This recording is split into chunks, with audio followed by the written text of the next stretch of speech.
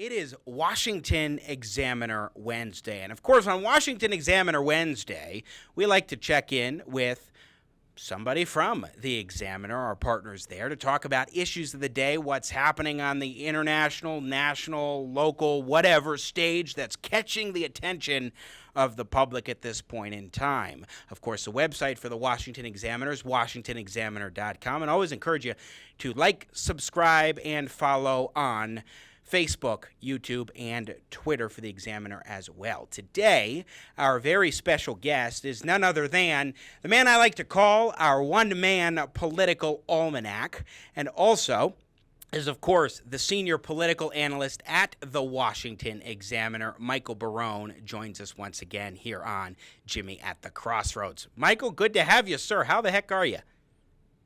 Well, doing as well as can be expected, given the news that we've been having to deal with and the confines of an unexpected pandemic.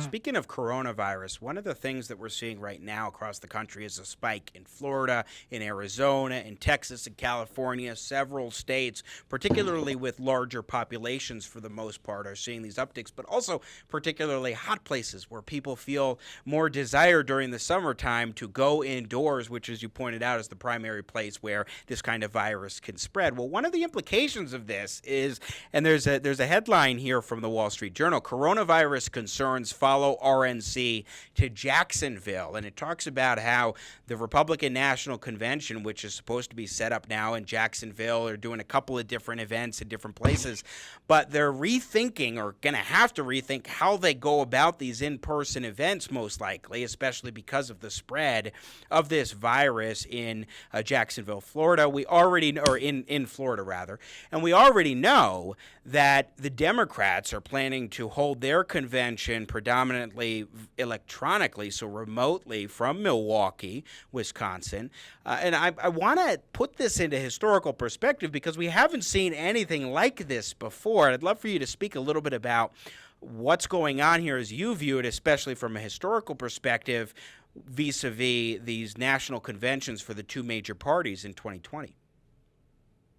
Well, this is one issue where it seems to me that the Democrats are headed towards the right, and the Republicans are maybe making some major mistakes here in response to the coronavirus and with the national conventions. I have attended in one way, shape, or form 24 Democratic and Republican national conventions dating back to the 1968 Democratic National Convention in Chicago. They had terrific weather. They also had a certain amount of bloodshed and a certain amount of rioting and things out of control at that convention, and tumult in the convention hall. The conventions changed their character. Then changing it just about the time that I started in 1968.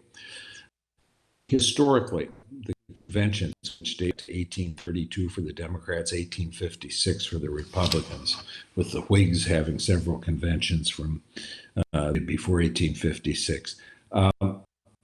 They were a communications media, the only place where politicians from the different state political parties could get together, negotiate, and choose a candidate for president that was, because of the constitutional framework, the one sort of nomination that really defined the party nationally. And that, they became, nobody knew how many delegates anybody had. Nobody knew until the call was counted. As late as 1960, John nominated by the Democrats. I remember watching that on television, and they're in the alphabetical roll call of the states, and he doesn't get over the top until Wyoming, the 50th state, the last one on the roll call. The announcers didn't know whether or not he was going to make it at that point. The conventions were changed. They lost their monopoly of political communication by technological developments that take place in the 1950s.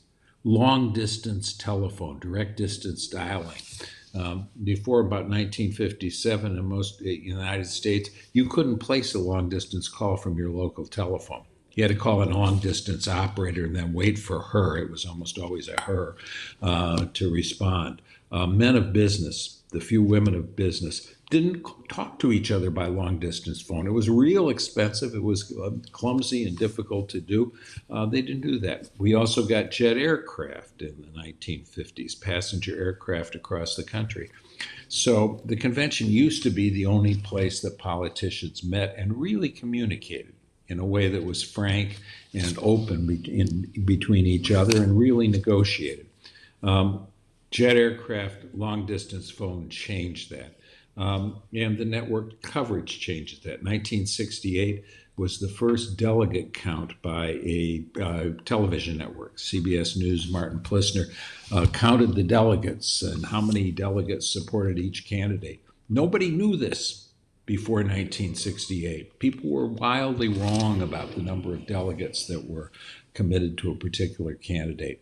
That also changed. So the conventions became, by the 70s and 80s, television programs in which the nominee tried to show off to best advantage at a time when most television markets were dominated by ABC, NBC, CBS, and they all broadcast the conventions on the prime time, 8 to 11 Eastern in the evening on all three networks, and viewers didn't have much choice. They were locked into watching the conventions.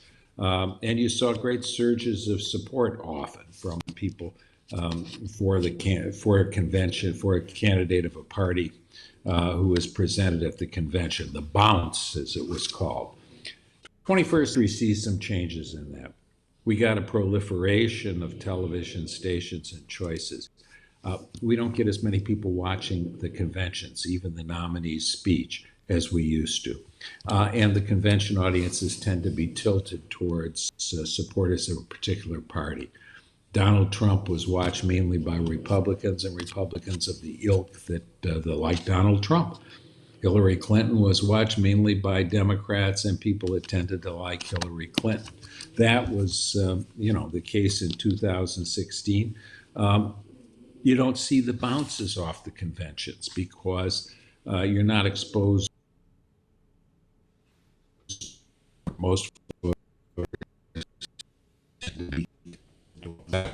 use much in the bounces anymore. They can hurt a candidate, can't particularly help them.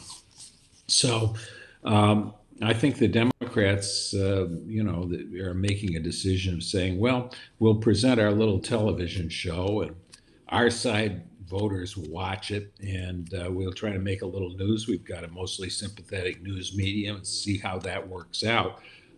Donald Trump is determined to speak, it seems, before a big in-person audience. But in an era when we're supposed to do social distancing, and I think this is one thing that the science has got right, and we're not supposed to listen to people cheering and singing songs and hurling spittle in the direction of people that are standing right next to them. And I can tell you that, having been on the convention floors many times, you can't move. It's very hard to move on a convention floor. In fact, let me add, if I could contribute, in 2016, I was an alternate delegate to the Republican National Convention. I did have a couple of opportunities where, an actual delegate would say, hey, do you want a chance to go down to the floor? And so we switched badges temporarily, and so I went down on the floor, and you're absolutely right. I mean, it is jam-packed. And also in the upper levels for alternate delegates and other guests and what have you, it is very packed. So it's not something where you can easily just space people out and say, hey, let's try to meet any of these social distancing requirements. So no, I mean, you get jostled and you get from one delegation to the other. It could take you 15, 20 minutes. I remember seeing the CEO of General Motors on the floor of a convention. I think it was the 2004 Republicans, and he was kind of looking, what is this? There are all these people around. I wasn't being treated like a CEO. And I turned to him, I said, Mr. Smith, I said, hey, you're on the convention floor, man. This is not CEO land anymore. Trump will get all sorts of comments from the press, which he almost always does, for doing this, but I don't think he'll get the positive bounce because he's not going to be non-committed voters, not going to be turning in voters that can't stand Trump or are on the fence, probably not going to be watching. Viewership is down, and the conventions no longer serve that unique communications medium, and they have lost the audience of movable voters at a time when there were fewer movable voters than there used to be.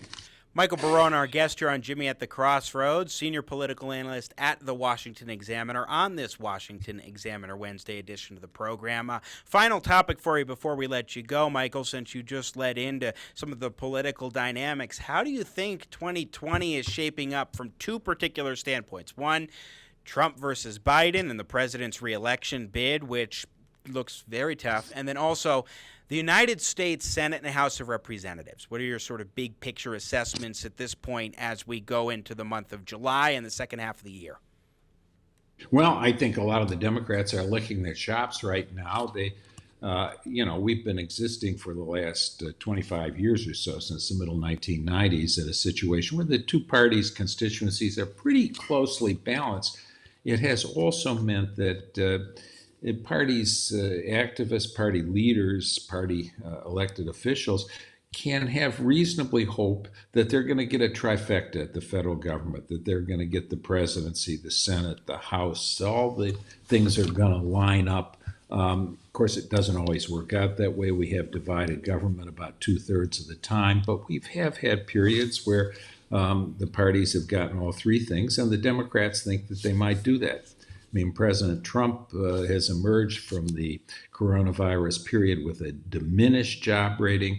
I think the idea that when we're facing a virus, a pandemic, when we're facing violation, he's going to go after whether or not the death of one of Joe Scarborough's congressional aides in 19 years ago, and he's going to go tweet about that as sort of a huge wrong footing of the nomination. And we've got Joe Biden. He's going to be 78 years old when he's inaugurated, if he's elected president next November.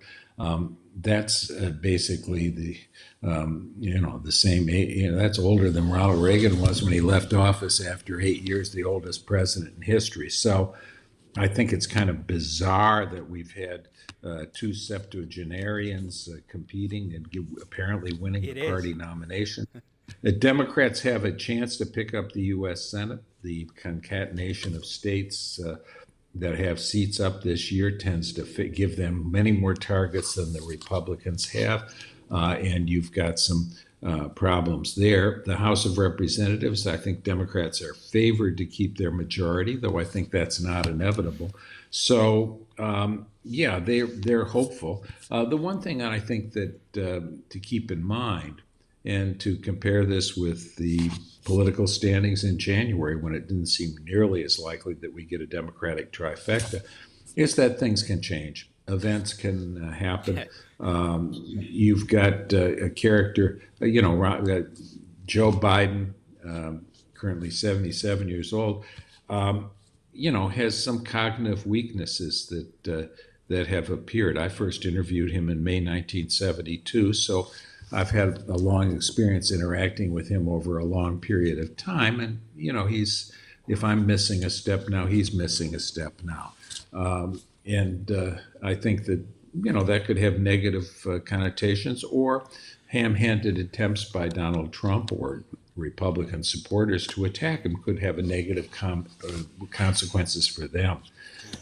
So there's some factors that remain undecided, and we didn't know we were going to have a pandemic in January. Dr. Fauci didn't think we would, probably the world's greatest expert. So who am I to say what's going to happen between now and November? You just watched a clip from Jimmy at the Crossroads. Don't miss more engaging, intelligent talk. Subscribe to the Jimmy at the Crossroads YouTube channel today. You want to catch our live show, and I love your support. I got Jimmy at the crossroads, making sense out of no sense.